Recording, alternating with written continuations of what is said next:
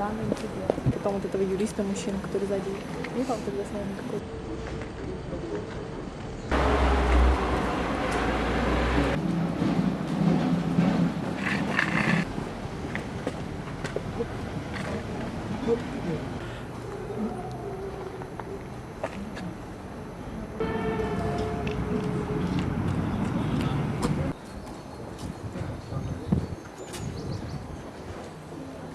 Bugünkü Kırım'daki bir toplum, öyle bir toplumun içinde yaşayan bizler 25 yıldan beri Müslümanlardan Slavyanların arasına öyle bir zehirli bir boçkayı koydular ki o boçkaya da ufak bir teşvikçik yaptılar.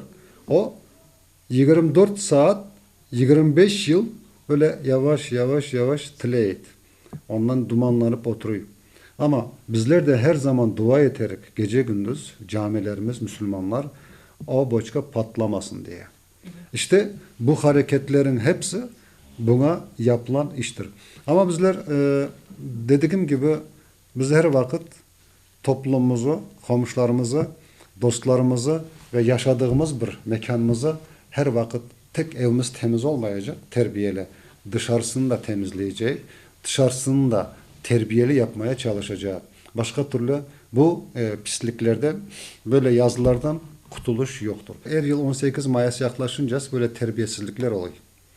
Ama gene bunu söyleyeceğim. Bugün bu aslında bütün Kırım'daki yaşayan toplum için tek Müslümanlık, tek başkalar yaptı diye düşünmek değil de bizim hepimiz için bir maskaralıktır bu. Çünkü biz yaşayan bir toplumdaki bizim osturduğumuz evlatlarımız bunu yaparlar.